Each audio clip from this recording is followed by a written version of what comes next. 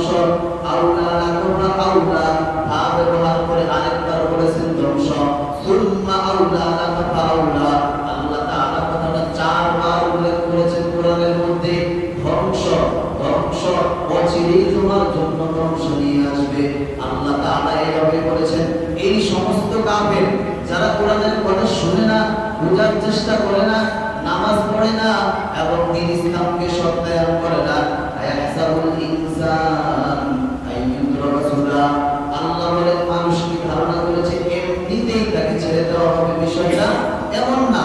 মানুষ কি ধারণা করতেছে যে মানুষকে এমনিতেই ছেড়ে দেওয়া হবে?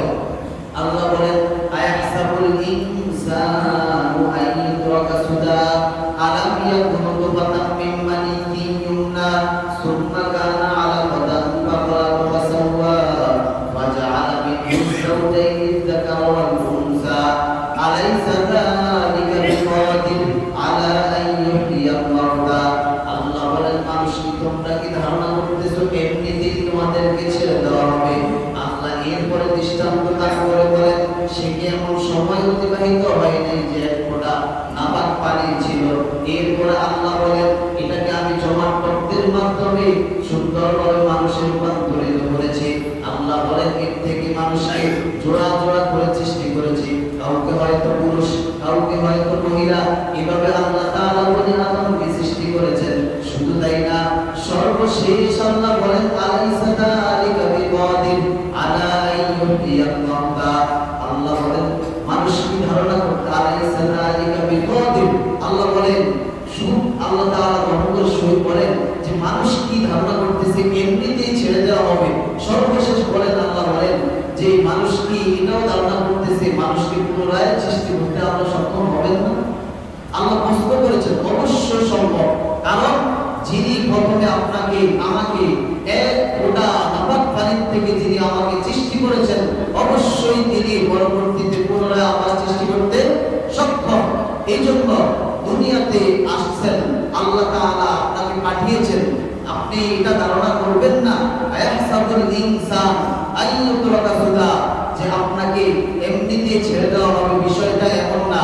যারা নিজেদেরকে মনে করে যেমনি ইচ্ছা ঠিক সেমনিই চলবো, মনের চাহিদা যেদিকে যাবে ঠিক আমরাও সেদিকে যাব, এদের ব্যাপারে কোরআন কি বলে? ওয়াতলু আলাইহিম নাবা আল্লাযী আতাইনাহু আয়াতিনা ফানসালাখা মিনহা ফাআতাহু শাইতান ফাকানা মিনাল গাওয়িন ওয়ালাউ শি'না লারাফা'নাহু বিহা ওয়ালাকিন্নাহু আখলাদা ইলাল আরদি ওয়াত্তাবা'a হাওয়া ফামাসালুহু কামাসালিল কালব।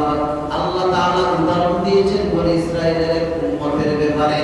আল্লাহ তাআলা তাকে নিদর্শনা পরিদান করেছেন সত্য বোঝার জন্য, কিন্তু সে শয়তানের অনুসরণ করেছে এক। দ্বিতীয়ত নবীর বিরুদ্ধে সে অপবাদ দিয়েছে দুই। 3 নাম্বার সে নিজের নফসের শাহের আংশাত অনুযায়ী চলেছে। আল্লাহ বলেন যারা নফসের চাহিদা অনুযায়ী চলে ফামাসালুহু কামাসালিল কালব। আল্লাহ বলেন তাদের দৃষ্টান্ত সরাসরি কুকুরের মতো। কিসের মতো? কুকুরের মতো। ইনতাহমিল আলাইহি ইয়ালহাস আও তাতরুকহু ইয়ালহাস। আপনি কুকুরটাকে তাড়ান অথবা না তাড়ান সে জিহ্বা বের করেই চলবে। এইজন্য আল্লাহ বলেছেন যারা নিজের নফসের ব্যাপারে চলে, নফস যা চায়, নফসে মনে চাচ্ছে এখন নামাজ পড়বো না, নফসে মনে চাচ্ছে এখন হালাল খাইবো না, নফস মনে চাচ্ছে এখন ইসলামের পথে আসবো না, আরো করে আসবো।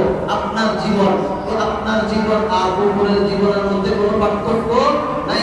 এইজন্য আল্লাহ বলেন ফালা সাদ্দাকা ওয়ালা সাল্লা, নামাজের কথা উল্লেখ করেছেন। অর্থাৎ নামাজবিহীন জীবন কুকুরের জীবনের মতো, পর্দাবিহীন জীবন কুকুরের জীবনের মতো, হালালবিহীন জীবন কুকুরের জীবনের মতো, ইসলামবিহীন জীবন কুকুরের জীবনের মতো। আল্লাহ রাব্বুল আলামিন আমাদের সবাইকে এই সমস্ত কুকুরের জীবন থেকে আমাদেরকে হেফাজত করুন, আপনাদের বলি আমিন। এইজন্য আমি আপনাদেরকে উদাত্ত আহ্বান জানাবো যে অবশ্যই আপনাকে নামাজ পড়তেই হবে, হালাল রিজিক অন্বেষণ করতেই হবে, আপনার জন্য ইসলাম অনুযায়ী চলতেই হবে। আপনি এটা ধারণা করবেন না যে আপনি 60, 70, 80 বছর হায়াত পাবেন এই বিষয়ে ধারণা করে আপনি যদি এখন থেকে বলে পরবর্তীতে করবো, কিন্তু মৃত্যুর কোনো নিশ্চয়তা নাই। এই জন্য এখন থেকে আপনাকে নামাজ পড়তেই হবে, এখন থেকে আপনাকে ইসলাম অনুযায়ী চলতেই হবে। মৃত্যু বাবা যারা আছেন অবশ্যই আপনারা খেয়াল করবেন, এই বয়স আপনার শেষ বয়স, আপনাকে এখন নামাজ পড়তেই হবে, আপনাকে এখন ইসলাম অনুযায়ী চলতেই হবে। যদি না চলেন আপনার জীবন হুজুরের জীবনের মধ্যে কোনো পার্থক্য নাই। আল্লাহ রাব্বুল আলামিন আমাদের সবাইকে কথাগুলো বোঝার এবং আমল করার তৌফিক দান করুন।